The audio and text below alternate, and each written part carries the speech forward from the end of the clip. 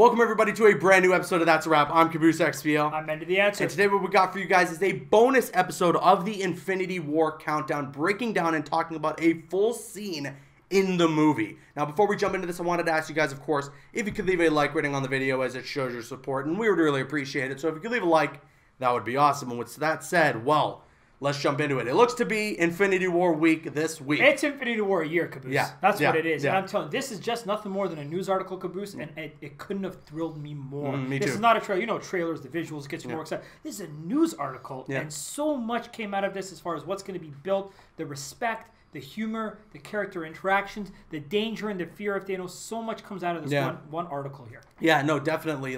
So what we got here is, this is from a set visit from comingsoon.net. They were able to visit the set of Avengers Infinity War and talk about a scene that they were able to witness while visiting the set. Now, speaking about a new trailer, though, it looks like I mentioned, that this is Infinity War week, legitimately, because we got a behind-the-scenes look at the film on Monday. We got this set visit on Tuesday, and then it looks to be an interview with Anthony and Joe Russo, the directors of the film, on Thursday, which culminates to the tickets going on sale on Friday, which is probably going to come with a brand new trailer. So if we're getting all that, if we're getting a bunch of news coming out this week, definitely keep it locked on the channel. We're going to be covering everything. Oh man, we're going to be busy this week. Yeah, no, seriously. Lots of Infinity War Countdown stuff going on this week. This is definitely going to be the beginning of the hype train with the marketing for the film leading up to its release in April. But all right, so we got a full scene description here. If you don't want to know about the scene, minor spoilers ahead. Yes. So, you know, I got to tell you, even myself, I was a little bit weary of reading it. Yeah. I know we're covering it, but I just don't want nothing more to be spoiled. I'm okay with another trailer, but because we're covering it, I had to read it. Yeah, no, seriously. It's not like crazy spoilers. Nothing is revealed in this scene.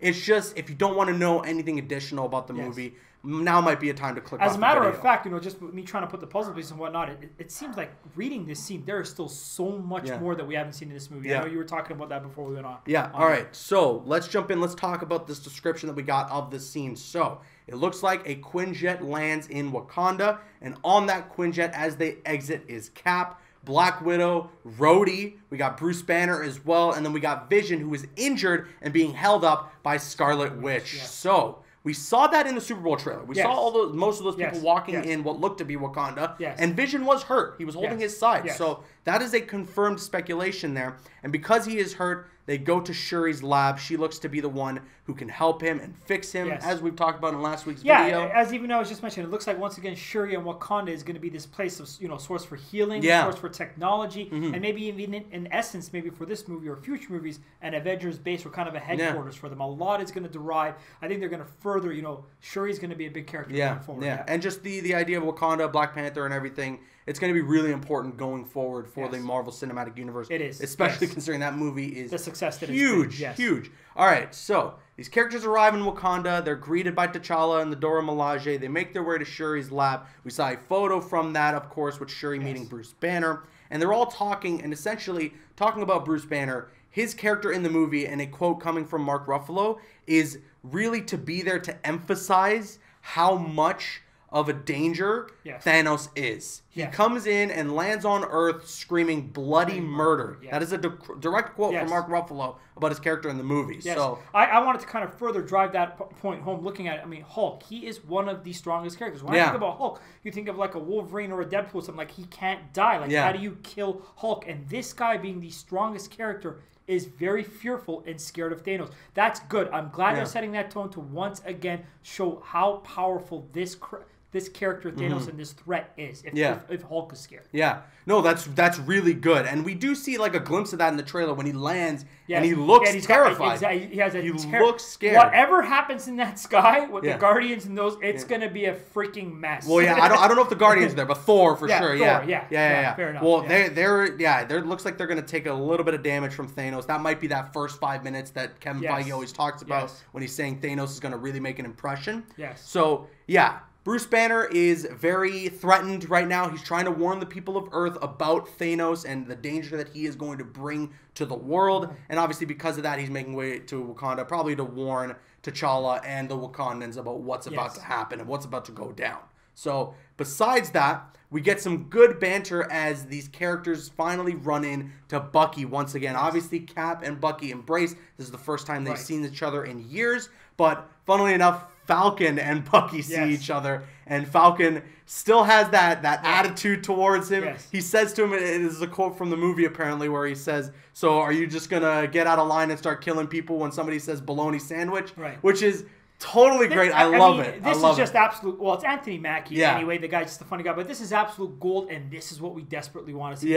We know the battle's going to happen. We know the fight's going to happen, and all of that. We want to see the interactions with some of these characters we haven't been able to see. We want to see that humor. Marvel once again just knows how perfectly to plug it in. I think it's quoted here where Black Panther is very serious in tone, and he should be. This is his country. He's defending a big battle's coming, but they know where to plug in the humor when they can, and I think it's going to be delightful to see it. No, there's also like a mention that like Bruce Banner bows to T'Challa because he does not know how to greet him. So like there's like those little moments. This is like the perfect part to have some good comedy. You know, when it gets serious, it gets serious. Let it be serious. But this is the kind of time where it can be a little lighthearted. We have all these Avengers together for the first time since Civil War, and they're not butting heads this time. So it's good to see some good banter. I was saying, you know, out of a scene like this, I mean, who knows how long it's going to be, 8 minutes, 9 minutes, whatever it is, out of a scene like this, the importance of a scene like this, you see the building of the relationship, the engage of nice humor, you know, building the danger and really embracing the respect that these characters have for each other. That's what the scene is going to give you.